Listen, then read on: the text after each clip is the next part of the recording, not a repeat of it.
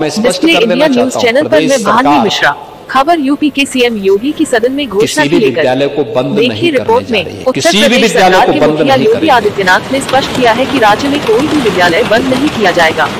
प्रदेश सरकार ने तय किया है प्रदेश प्रभारी वशिष्ठ चौबे कि इंटीग्रेटेड कैंपस बनने चाहिए बच्चों के लिए, जहां पे वह प्री प्राइमरी से लेकर के और सीनियर सेकेंडरी लेवल तक के स्कूल की शिक्षा प्राप्त कर सकें। उसी के मॉडल दिए गए हैं अटल आवासीय विद्यालय।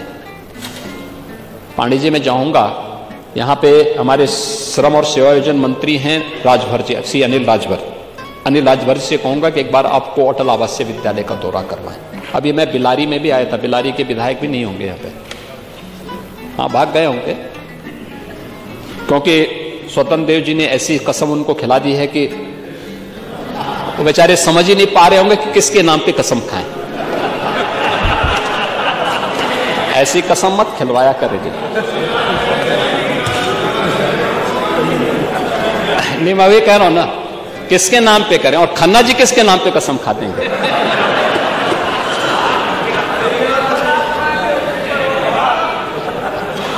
ये स्थिति है, ऐसा मत किया करिए भाई। आप तो घर में जो है आप पता नहीं किन स्थितियों में रहते होंगे, लेकिन खन्ना जी के बारे में और कम से कम हमारे ये फहीम इरफान के बारे में तो आपको सोचना चाहिए।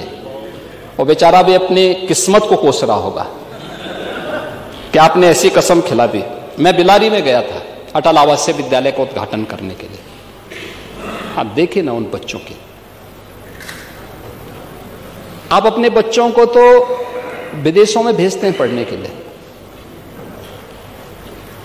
श्रमिकों के बच्चों के विद्यालय को बंद करते थे, उनके लिए कोई सुविधा नहीं देते थे।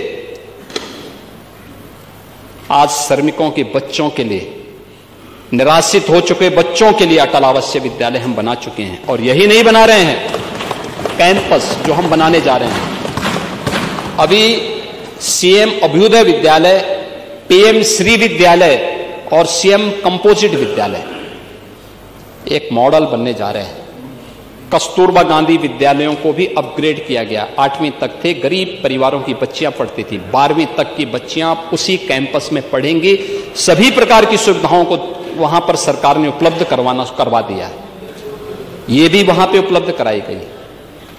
और 29,000 से अधिक जिन विद्यालयों की बात कर रहे हैं, 27,000 विद्यालय हैं, 27,000 विद्यालयों को हमने स्वेच्छा से इस बात के लिए कहा कि जो विद्यालय चाहेंगे, 50 से कम छात्र हैं तो 1 किलोमीटर के दायरे में, 1 किलोमीटर का दायरा बहुत लंबा नहीं होता। पांडे जी, आप 4-4 किलोमीटर जाते थे,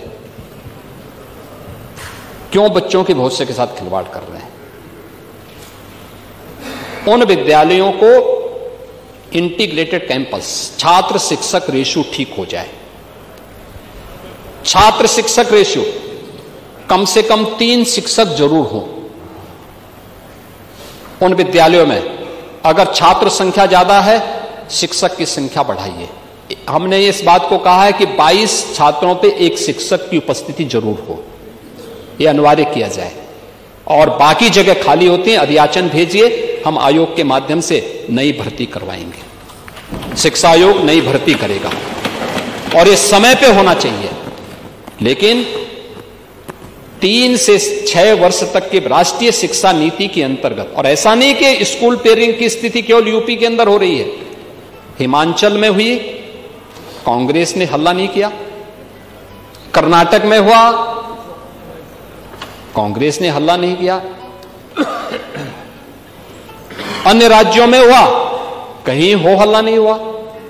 यूपी में हम कर रहे हैं कि नहीं, अच्छा कैंपस मिलना चाहिए, छात्र शिक्षक रेशियो ठीक होना चाहिए, शिक्षा की गुणवत्ता पे ध्यान दिया जाना चाहिए, क्योंकि जब छात्रों पे विशेष ध्यान देना है तब उन बच्चों के लिए शिक्षक उपलब्ध ना हो।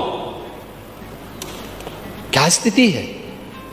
कहां आप देश के भविष्य के साथ खिलवाड़ करेंगे?